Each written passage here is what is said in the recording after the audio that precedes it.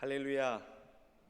우리 주님의 놀라운 평화가 여러분의 심령과 가정과 일터 위에 흘러넘치시기를 축복합니다. 앞뒤 좌우에 있는 교우들께, 가정에서는 곁에 있는 가족들에게 건강하게 오늘도 만나서 행복합니다, 감사합니다, 축복의 인사를 좀 해주십시오. 어려운 팬데믹의 시대를 끝까지 건강하게 승리하시기를 또 축복합니다. 교육부에서 BBS를 준비하고 있어서 강단을 좀 정글처럼 꾸몄습니다. 한 두어 주 여러분이 양해해 주십시오. 지난 6월 11일에 영국에서 G7 회의가 열렸습니다. G7 국가들 외에 호주, 인도, 그리고 남아프리카 공화국과 더불어 한 나라가 더 초청이 되었죠. 그 나라가 어디일까요? 바로 대한민국입니다. 한국은 팬데믹으로 취소된 작년 미국 회의에도 초청을 받아서 2년 연속으로 G7 회의에 초청국 자격으로 참가했습니다. G7 회의가 무엇인가요? G7, Group of Seven이라는 그 이름의 약자이지요. 전 세계에서 국제통화기금 IMF가 분류한 경제, 정치, 사회, 이 국제 문제를 주도하는 7개 선진국의 회의입니다. 이들은 전 세계 순국부 중 58% 이상의 부를 차지하는 7개 나라지요. 경제적으로나 국력으로나 또 사회의 선진화로나 모든 면에서 이 세계를 이끌어가는 7개 나라를 말합니다. 북미에서는 미국, 캐나다, 유럽에서는 영국, 프랑스, 독일, 이탈리아, 그리고 아시아의 일본이 여기에 포함되죠. 이 7개 선진국 G7 회의에 한국이 2년 연속으로 초청받았다는 건 무엇을 의미하는 것일까요? 오늘은 8.15 광복 76주년 기념일입니다. 마침 올해는 이 광복절과 주일이 겹쳐서 광복 기념 주일 예배를 주일에 광복절 그날에 드릴 수 있게 됐습니다. 지금부터 76년 전 우리 한민족은 일본 제국주의의 압제하에서 피눈물을 흘리며 참 죽지 못해 사는 삶을 살았습니다. 1945년 8월 15일 마침내 36년간의 일제강점기를 끝내고 감격스러운 광복, 해방을 맞이하였습니다. 식민지 압제를 벗어버렸지만 그러나 한국은 여전히 벗지 못한 굴레가 있었습니다. 그것은 식민지의 잔재로 짊어진 남북 분단과 빈곤의 굴레였지요. 해방 후 한반도를 자신의 영향 아래 두려던 소련과 미국에 의해 38도선으로 남북이 분단되었습니다. 일제 강점기에 북부는 공업, 남부는 농업 생산 기지로 각각 삼으려던 총독부의 경제 정책 결과 분단된 남한에는 산업 시설이라고 할 만한 것이 별로 없는 실정이었습니다. 그나마도 6.25 전쟁으로 국토가 초토화되면서 전쟁 직후 남한의 산업 생산 시설은 그 절반이 파괴되고 말았습니다. 1961년 남한 1인당 국민소득 GNI는 93불로 전 세계 최빈국이었죠. 93불이다. 국민 한 사람이 1년 동안 내 벌어들인 돈이 93불이다 그 말이죠. 그 시절의 참상은 굳이 설명하지 않아도 우리 중 많은 분들이 몸소 겪으셔서 기억하고 계실 겁니다. 그랬던 대한민국이 76년이 지난 오늘 지금 어떤 위치, 어떤 자리에 서 있습니까? 모두들 아시다시피 한강의 기적으로 불리는 말 그대로 기적 같은 경제 성장을 일궈냈습니다. 한강의 기적은 보통 6.25 전쟁 직후부터 IMF 경제 위기 직전까지의 급격한 한국 경제 성장을 가리키는 말입니다. 그러나 IMF를 겪고도 한국 경제는 주저앉지 않고 다시 일어나 성장을 거듭했습니다. 작년 2020년 1인당 국민소득은 31,755불로 G7 국가 중 이탈리아를 제쳤습니다. 명목 국내 총생산 GDP는 1조 6,240억 불로 캐나다를 앞질러 세계 9위를 차지했습니다. 평가 기준이 여러 가지가 있지만 이 기준에 의하면 매년 한 나라가 생산하는 재화의 총합을 더해 보니까 한국이 세계에서 9번째로 부유한 국가더라 하는 뜻입니다.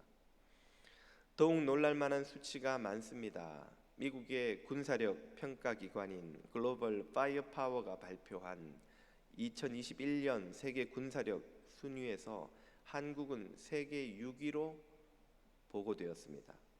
한국의 군대가 전 세계에서 6번째로 강하다 그 뜻이겠죠. 블룸버그 통신이 매년 발표하는 혁신지수 평가에서 한국은 독일을 제치고 세계 1위를 차지했습니다. 이때 미국은 11위, 일본은 12위였습니다. 2021년 한국은 전 세계에서 가장 기술 혁신이 뛰어난 나라라는 뜻이지요. 이 지수를 측정하기 시작한 지가 9년째인데 그 중에 7년을 한국이 1위를 차지했습니다. 정말 자랑스럽고 놀랄만한 일이 아닐 수 없지요. 팬데믹의 여파에도 OECD 국가 중에서 한국은 경제 성장률 1위를 차지했습니다. 지난달 7월에는 무역 통계 집계를 시작한 1956년 이후 월별 수출액으로는 역대 최대치인 554억 달러를 기록했습니다. 올해 1월부터 7월까지 누적 수출액 역시 사상 최대치입니다. 팬데믹으로 작년 5월 수출이 최저점을 찍은 지 5개월 만인 9월부터 반등하더니 이제는 역대 최고치를 연일 갱신하고 있는 것이죠. IMF 때 수출 평균액을 회복하는데 17개월이 걸렸고 2008년 경제위기 때 13개월이 걸린 것과 비교하면 지금 한국 경제가 그때보다도 또 더 튼튼해졌다는 걸 확인할 수 있습니다. 한국의 국력 성장은 식민지 지배국가였던 일본과 비교하면 더욱 두드러집니다. 물가를 반영한 구매력 기준 1인당 국내 총생산 GDP는 2018년 한국이 43,001불로 42,725불을 기록한 일본을 추월하고 그 이후 계속 앞서고 있습니다. 이외에도 국가 경쟁력, 국가 신용 등급, 제조업 경쟁력 등의 지표에서 이미 한국은 일본을 앞섰습니다. 아직 추월하지 못한 여러 지표에서도 좀 속된 말로 넘사벽으로 여겼던 그 일본을 턱밑까지 추격해서 이제 언제 추월해도 이상하지 않을 정도로 한국의 국력은 성장했던 것이죠.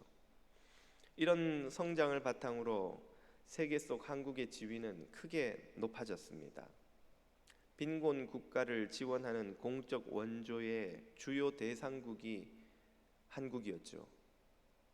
아마 여기 계신 분들 중 적지 않은 분들께서 어린 시절에 선진국에서 원조해주는 음식으로 끼니를 때우고 선진국의 원조물로 산업을 발전시키는 현장에서 일하셨던 분들이 적지 않이 계시리라 생각합니다. 그랬던 한국은 1996년 경제협력개발기구 OECD에 가입하고 1999년 원조를 받기 시작한 지 54년 만에 피원조국에서 공식적으로 제외되었습니다. 2009년에는 개발원조위원회에 가입하여 이제는 매해 25억 불을 빈곤 국가에 지원하는 원조 대상국에서 원조 공여국으로 탈바꿈한 첫 번째 나라가 되었습니다. 원조를 받던 나라가 이제는 원조를 매년 25억 불씩 해주는 나라가 되었단 말이죠. 역사상 최초의 사례입니다. 유엔 무역개발회의는 지난달 한국의 지위를 개발도상국에서 선진국 그룹으로 변경한다고 발표했습니다. 유엔 무역개발회의가 1964년 설립된 이래 개발도상국에서 선진국 그룹으로 그 지위를 변경한 나라는 한국이 처음이자 유일합니다. 그 어떤 나라도 한국처럼 개발도상국에서 선진국으로 발돋움한 예가 없다는 것이죠. 한국의 성장은 경제, 군사력에서뿐만 아닙니다. BTS로 대표되는 K-팝, K-드라마, K-무비, K-푸드 등 문화 전반에서 한국은 전 세계 문화를 주도하는 국가로 부상하고 있습니다. 아마 젊은이들이 좋아하는 가수라 여러분들이 최근의 활약을 잘 모르실 수도 있는데, 미국의 팝 차트, 미국에서 나오는 모든 팝송의 인기를 측정하는 그 빌보드 차트에서 이 버터라는 곡은 Permission to Dance라는 역시 BTS의 곡과 더불어서 10주째 1위를 이어가고 있습니다. 지난주까지 말이죠. 이번 주에 1위를 또 하면 11주 기록을 세웁니다. 다음 주에 또 하면 12주 기록을 세우는 것이죠. BTS는 현재까지 빌보드 1위 곡만 5곡을 만들어냈습니다. 예전에는 까마득히 멀리 있어서 우리와 도저히 비교할 수 없는 대상이었던 미국, 유럽, 일본 같은 나라들과 이제는 한국이 어깨를 나란히 하고 일부 분야에서는 오히려 그들을 앞질러 달려나가는 그 정도 수준으로 한국이 성장한 것입니다. 한국은 또한 민주주의에서도 군부 독재의 암흑기를 견뎌내고 선진국이 놀라는 민주주의를 건설한 나라로 평가받습니다. 빈곤과 압제에 신음하는 제3세계 국가들이 모델로 삼는 나라가 되었습니다. 최근에 군부 쿠데타로 신음하는 미얀마 국민들이 한국의 민주화를 모델로 삼고 그 뒤를 쫓고 있다는, 그를 본받으려 한다는 보도도 여러 차례 보셨으리라 생각합니다. 이 모든 것을 생각해 보면 한국이 2년 연속 G7 회의에 초청된 것이 우연이 아닙니다. 이제 얼마 지나지 않아 한국이 초청국이 아니라 회원국으로 G7과 같은 회의에 참여하는 날이 오리라 기대해 봅니다. 한국의 세계 속의 지위를 보여주는 사건이었습니다. 1952년 영국 더 타임즈의 한국전쟁 종군 기자는 당시 한국의 정치 상황의 암울함을 보도하면서 이런 유명한 글을 남겼지요. 한국에서 민주주의가 꽃피길 기다리는 것은 마치 쓰레기 더미에서 장미꽃이 피기를 바라는 것과 같다. 1955년 유엔 한국재건위원회에 참여한 인도의 벤가릴 메곤 의원은 바로 이 기사를 인용하며 한국에서 경제 재건을 기대하는 것도 쓰레기 더미에서 장미꽃이 피기를 기다리는 것과 같다고 보고하였습니다. 한마디로 한국은 정치에서 경제에서 절망적인 나라였다는 말이죠. 그러나 식민지 36년 국토를 초토화시킨 6.25 참변, 거듭된 독재의 혹독함을 이겨내고 세계 최빈국이었던 대한민국은 기어이 쓰레기통의 장미꽃을 거듭 피워내고야 말았습니다. 도대체 무엇이 한국의 이런 자유와 번영과 민주주의의 장미꽃이 피도록 만들어 준 것일까요? 도대체 무엇이 한국에 이토록 놀라운 기적 같은 성장과 번영을 가져다 준 것일까요?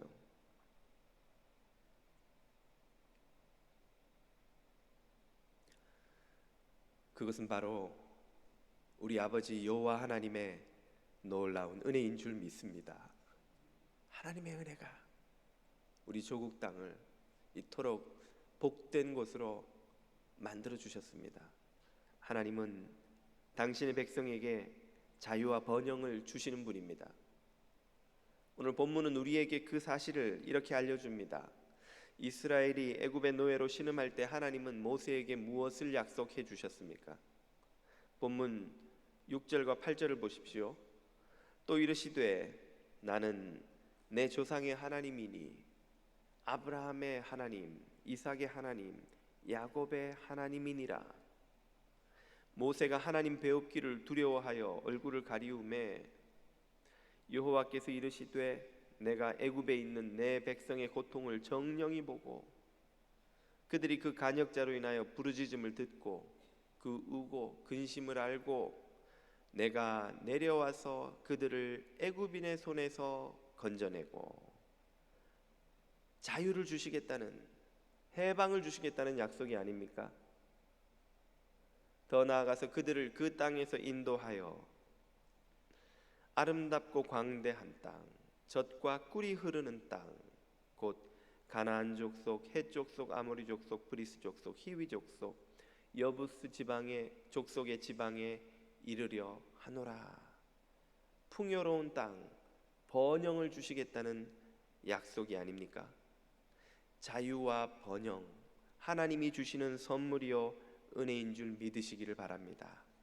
하나님은 자유를 주시는 분이십니다. 하나님은 번영을 주시는 분이십니다.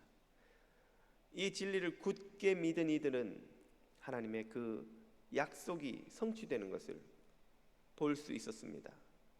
이 진리를 굳게 믿었던 유대인들은 나라를 잃고 2000년 동안 전 세계를 나그네가 되어 떠돌아다녔지만 기어이 1948년 가나안 땅에 그들의 나라를 재건하고야 말았습니다. 이 진리를 굳게 믿었던 우리 선조 선각자들도 이 출애굽기를 읽으며 한치 앞도 보이지 않던 캄캄한 일제 강점기에도 조국의 해방을 위해 기도하며 싸웠습니다. 부강한 조국을 위해 기도하며 일터로 달려나갔습니다.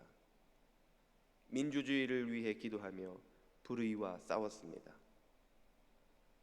신학자 하비 콕스는 출애굽기야말로 인류에게 가장 큰 영감을 끼친 위대한 이야기라고 말한 적이 있습니다. 출애굽기의 하나님은 우리에게 자유와 번영을 약속하시는 하나님이십니다. 하나님은 우리 민족을 긍휼히 여겨 주셨고 당신의 약속대로 자유와 번영을 허락해 주셨습니다. 그리하여 오늘날 세계 속에서 우뚝 선 자유와 번영의 대한민국 사람으로 우리를 만들어 주셨습니다. 우리가 조국을 떠나와 먼 나라에서 이민자로 살아가지만 조국의 부강함에 따라 이민자들의 대접이 얼마나 달라지는지는 이민 생활을 해보신 분들은 아마 다 경험하셨을 겁니다. 하나님이 주신 이 기적 같은 자유와 번영으로 인하여 날마다 하나님을 찬양하고 감사하는 저와 여러분이 다 되시기를 주님 이름으로 축복합니다. 하나님은 이런 복을 주시기 위해 동시에 우리에게 사명도 주시는 분이십니다. 본문 9절과 10절을 보십시오. 이제 이스라엘 자손의 부르짖음이 내게 달하고 애굽 사람이 그들을 괴롭게 하는 학대도 내가 보았으니 이제 내가 너를 바로에게 보내어 너로 내 백성 이스라엘 자손을 애굽에서 인도하여 내게 하리라. 내가 너 모세를 보내겠다는 말이죠.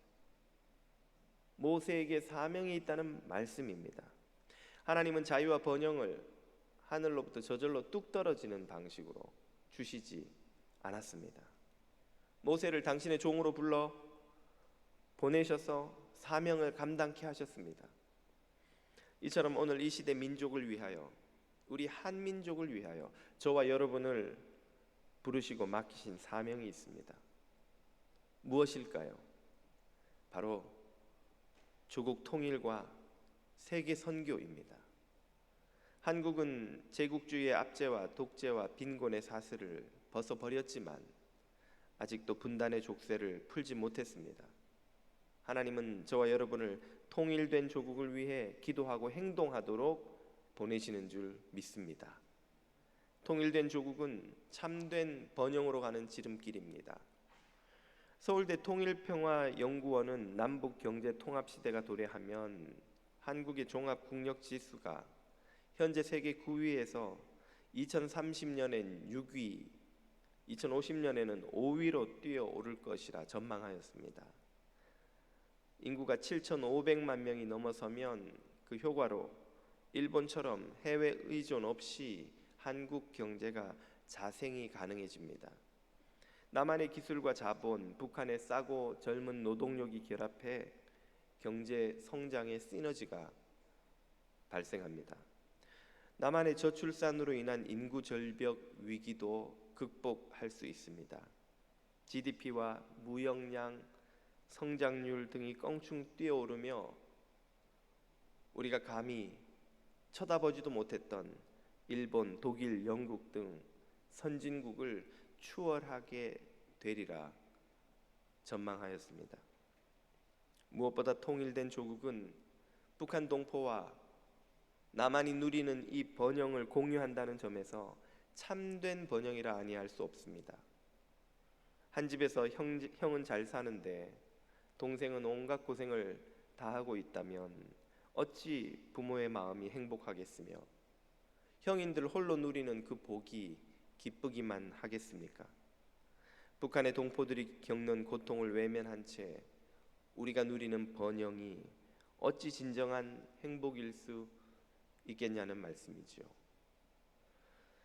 통일과 더불어 우리의 사명은 세계 선교입니다.